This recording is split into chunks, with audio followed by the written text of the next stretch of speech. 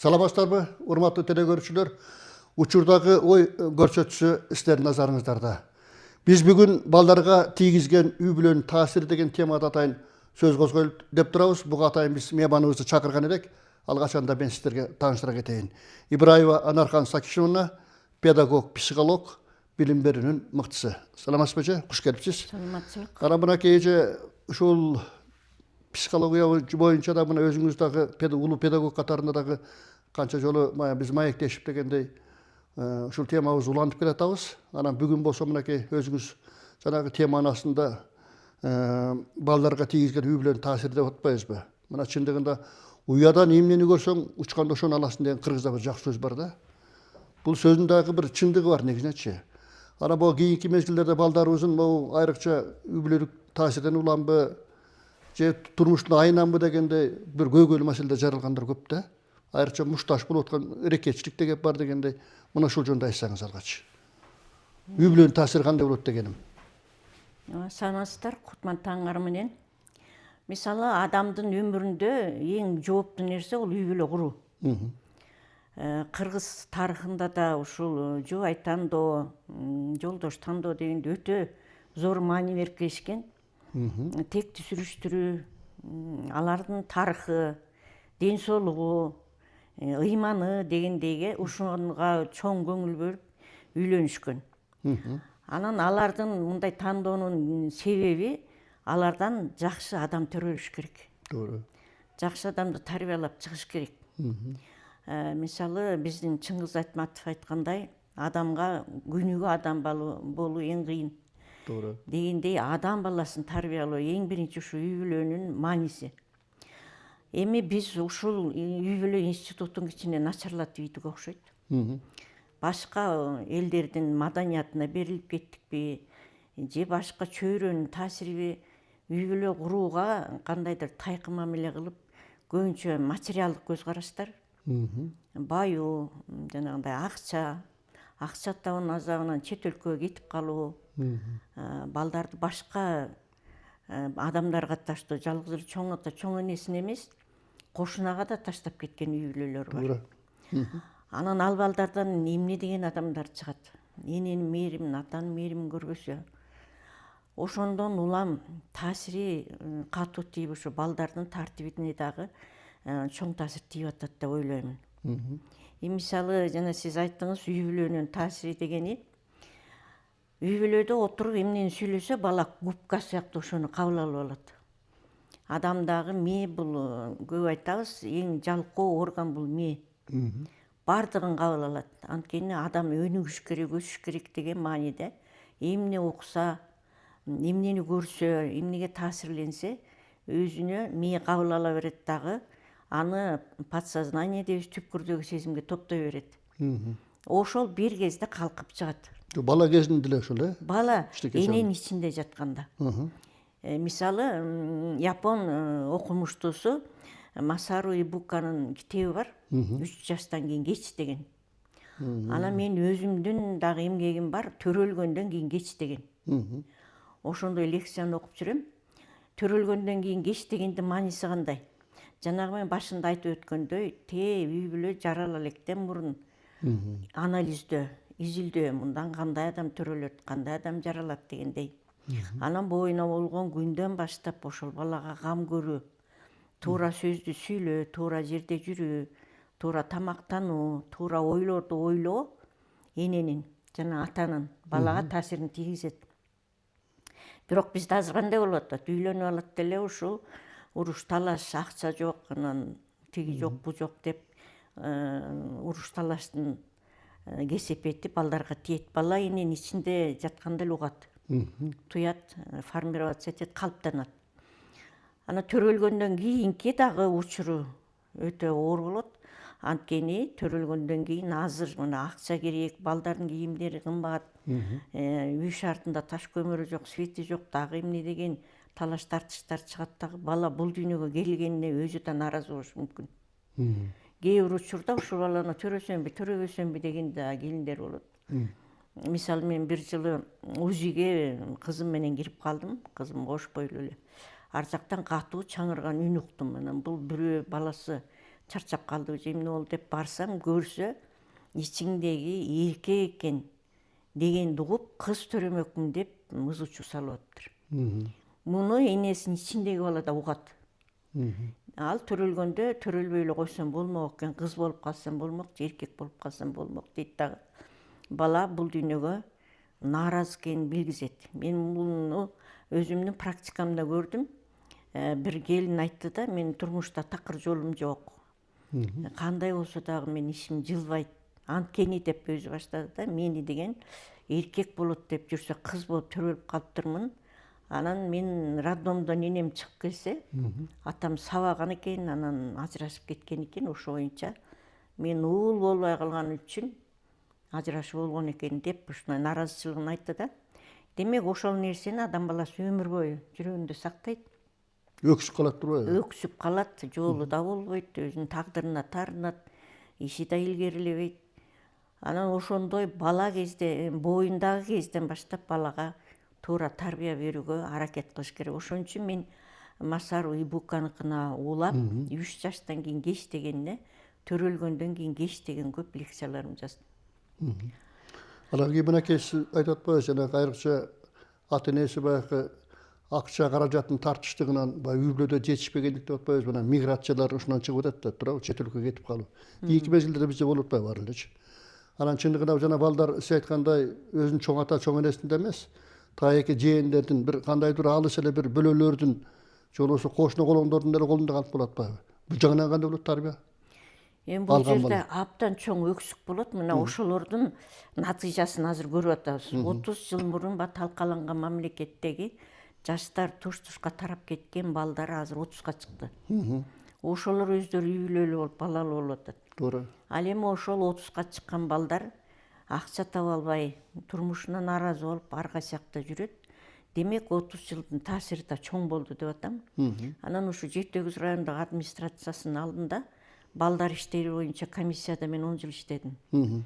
Ошондо тентек кылган балдар, үйдөн качкандар, же болбосо бирөөнү кол көтөргөн, ата энесине кол көтөргөн балдарды карасак көбү мигранттын балдары болуп чыкчу. Анткени аларды таштап кеткенде бала билбейт, акча тапканы кетти деп. Аларды 1 саатка таштаса дагы бала төбөлүк таштады деп ойлойт. Алар убакыттын ченемин билбейт. Мисалы бала бакчага таштаса балдар аябай элейт. Алар кечинде келип алып кетет дегенди билбейт. Төбөлүк таштады дейт. Жана жан жаныбарлардын балапандары деле энесинен бир 5 сантиметр алттагысы чарылдайт го. Ошол сыяктуу адам баласы дагы жаңы төрөлгөндө убакыт ченемин билбегендиктен ата эне таштаса төбөлүк таштады дейт. Анан анда да өксүк болот. Булар менден көрө акчаны жогору көрдү. Менден көрө өзүнүн жыргалчылыгын бийик койду дейт дагы. Анан бул турмуштан таарынышын башка кечтен чыгаргысы келип калат. Баягы мерездик пайда болот турбайбы анда? Мерездик деп коебузбу? Өз ата энесине мерез болгон адам башка кишиге андан бетер мерез болот. Демек алар өлтүрүүдөн, бирөөнөн өч алуудан, бирөөнү кагып силкүүдөн тартынбайт. Анткени көңүлү калып, жүрөгү муздап калган. Демек ушул ата эне кандай кыйынчылык болсо да, мындан кыйын дагы замандар болгон. Ошондо ата эне чогуу эле балдарын мээримине бөлөп, курсагы токпу, ачпы, кийими бар жокпу, ата эненин мээримине бөлөсө, ошол бала бактылуу болуп, кийин өзүнүн жолу да ачык болуп, ата энеге кайрымдуу болуп, анан ушу мамлекетке да пайдасы жакшы тийет. Туура. Анан мынакей биз үй бүлөдө дагы ушу айтып атпайбыз, кээ бир учурларда жанакындай мерездик деп. Ата энеси туруп эле кээ бирөө кечке кызматка кетип, анан кийин бала жалгыз үйдө калып калган мезгил болот да, эшик кароосуз эле. Кээ бир учурларда мына ушундай балдарда кичине өзүнчө бир мерездик пайда болот окшойт да, өзүнчө. Өзүмчүлдүк. Ооба, мисалы мага ушул Кызыл Кыядан бир жакшынакай келин чалып калды. Эже, мен балдарым менен сүйлөшүп бересизби? Ушул 3 кызым бар, үчөө тең абдан мага нааразы, ушундай мерездигин көрсөтүп атат дейди. Анан биз биринчи учурда Өз энесине нааразы. Өз энесине нааразы. Жакшынакай кандидат наук экен. Жакшынакай кызматта, күйөөсү да жакшынакай кызматта. Анан ошо өзүнөн сурадым да, эмне сен балдарың менен канча убакыт сүйлөшөсүң? Жанында канча болосуң? Кечинде эмне деген маек болот жана кечки дастаркондо. Бүтүп эле чогуу. Кайдан чогулбайбыз? атабыз кеч келет, мен келип алып жанагындай сабакка даярданам, кандидаттыгымды жазып атам. Анан кыздарым өзүнчө бөлмөдө телефон көрөт, урушат, чабышат, үйдү сен жыйна, мен жыйна болот. Анан мен бирдеме десем, сен биз менен ишиң жок, сен өзүңдүн ишиңди кылып атасың. Бизди сен тарбиялаган жоксуң дейт экен да. Демек балдар ошондой туура эмес иш кылса, биринчи ата энеден сураш керек. Ата эне калыптандырды, ата эне мерездик кылды. Анан ошо кыздар менен сүйлөштүм. Ушунчалык таланттуу жакшынакай кыздар экен. Алар менен сүйлөшүп, онлайн сүйлөшөбүз, 3 кызы менен 3 бөлөк сүйлөштүм. Эмне кызыкчылыгыңар бар, эмнени жакшы көрөсүңөр десе, кичүү кыз ушунчалык таланттуу экен. Ыр жазат экен. 3-үчү окуган кыз. Ырларыңды окуп берчи десең, жалаң арман.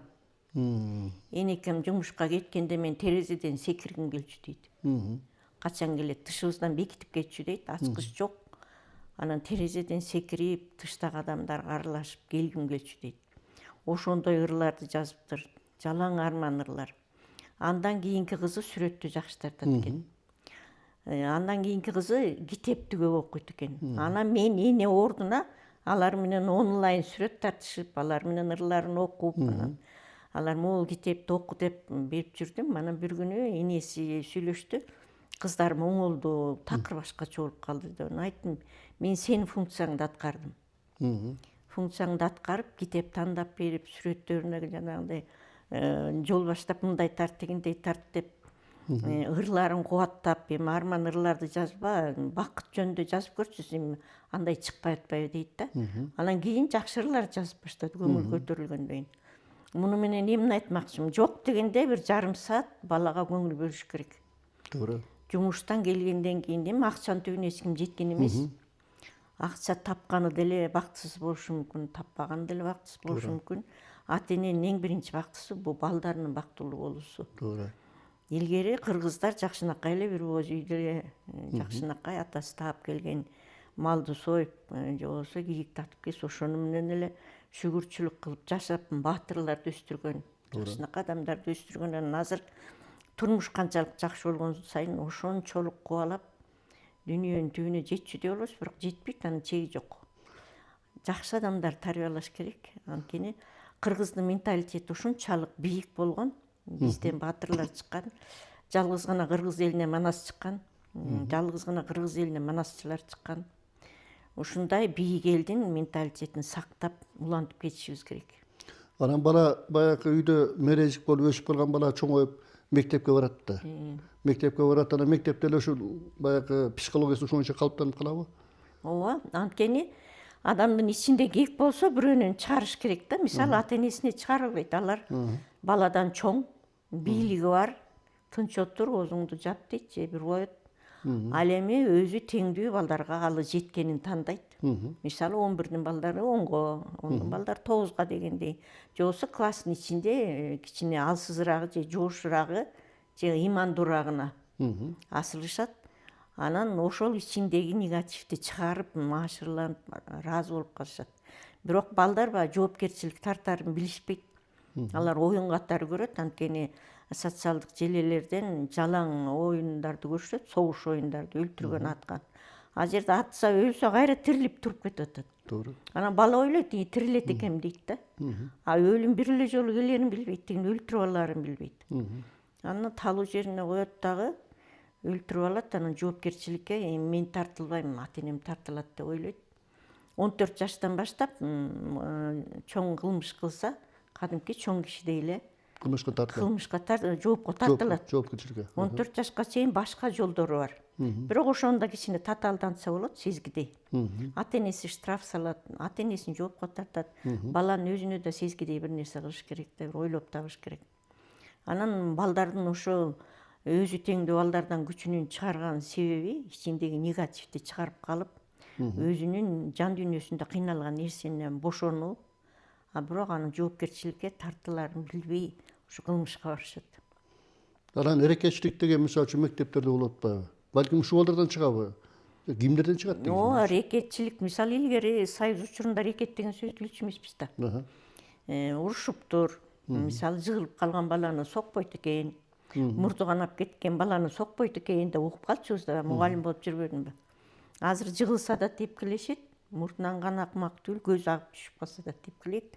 Анткени бой без правил дегенди көрүп алышты. Өлөрүн да билбейт ал бала. Эрежесиз мушташы өлүп калса, ошо рингде жатып өлүп калса да ураалап, кыйкырып тигинин колун көтөрөт да. Демек, алар ойлойт, ушундай сонун турбай бирөөнү өлтүрүп койсо деп. Анан ошондой балдар рекет деген сөздү кандайдыр өздөштүрүп алышкандагы сыймык катары көрүшөт. Чоң муштумдар булар. Булар сыймык, мен мектепти кармап турам деген сөздөрү бар.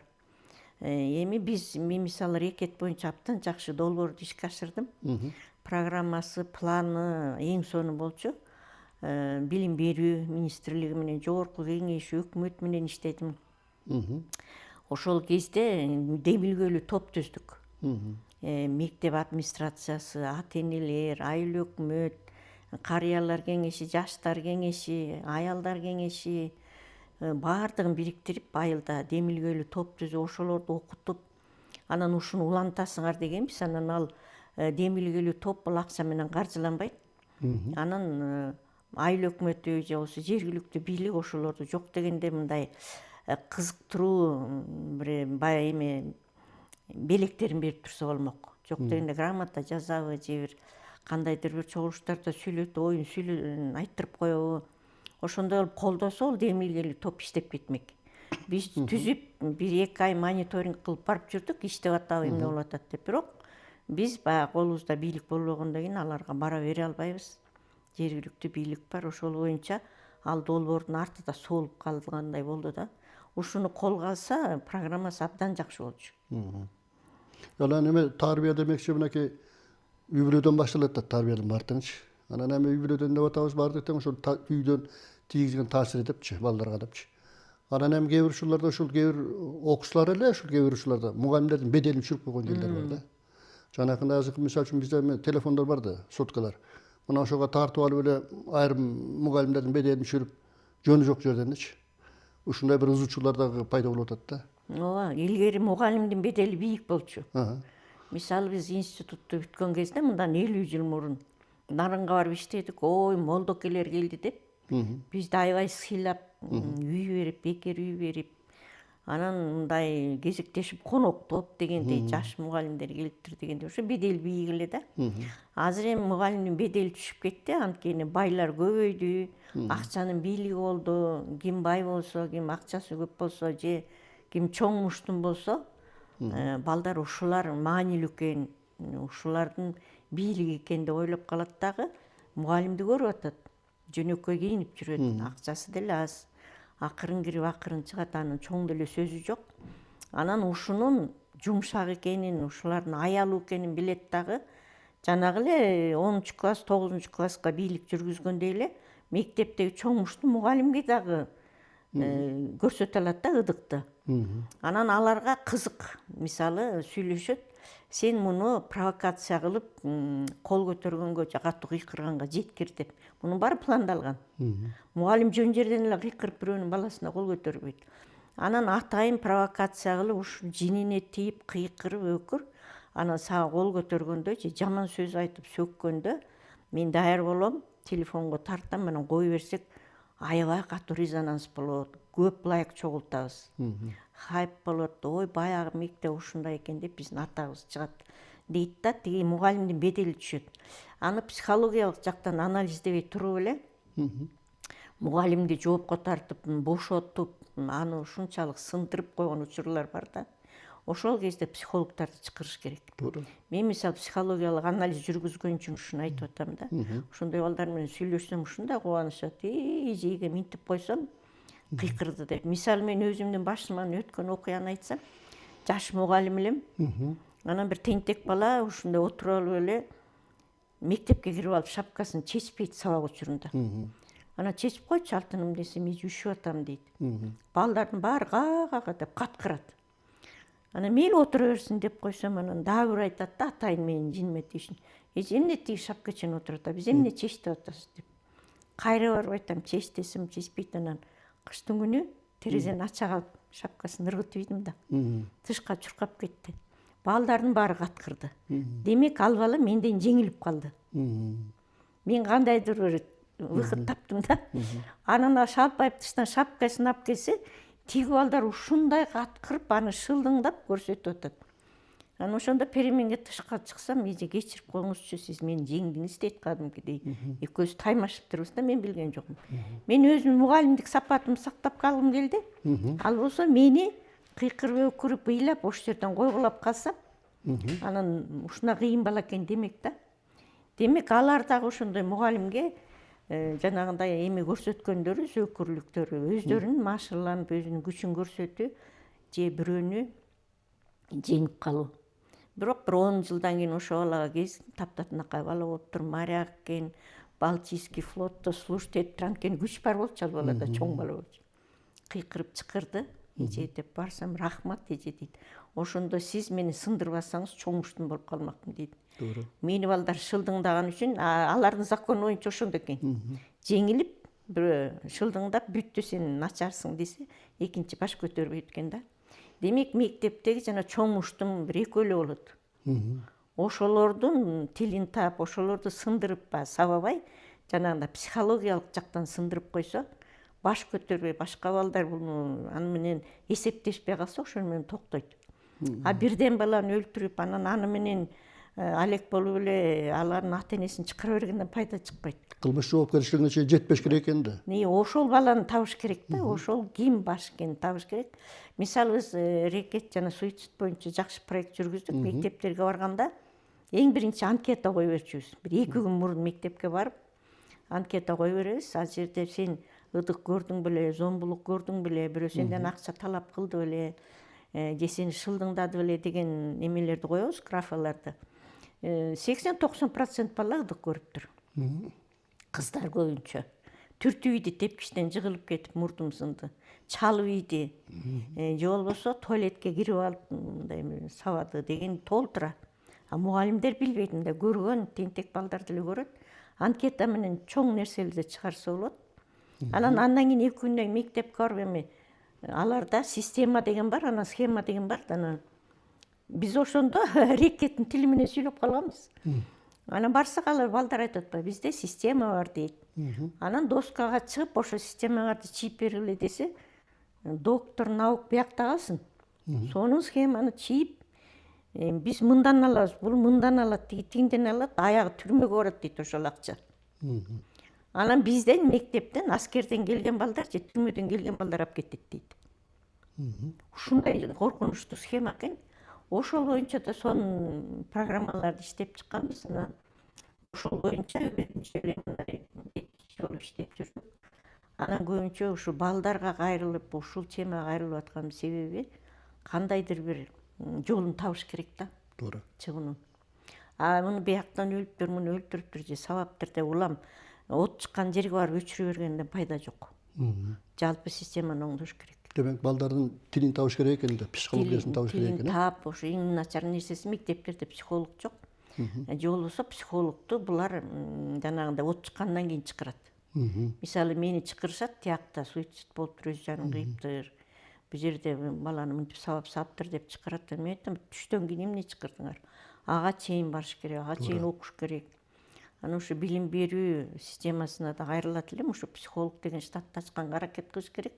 Же болсо дайыр психологдорду чакырып, ошондой сабактарды өтүп турса жакшы болот эле. Рахмат эже. Мына жогоруда сиз өзүңүздүн баягы иш тажрыйбаңыздан бөлүшүп дегенде, мынакей педагог катарында, психолог катарында өзүңүз мынакей бир жакшы омоктуу ойлоруңузду ортого салдыңыз. Анан эми бизге дагы бөлүнгөн убакыттын чактына байланыштуу мына убактыбыз аяктап барда соңуна чык дегендей. Анан эми сиз дагы менен ары карай ойлойбуз, дагы баймай келип дегенде биз менен маектешип, ушул темада ой бөлүшөт деген.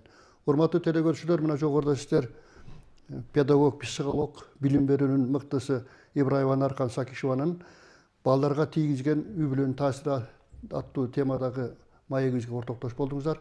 Кайрадан учурда ой көрсөтүүчүдөн көрүшкөнчө сак саламатта болуңуздар.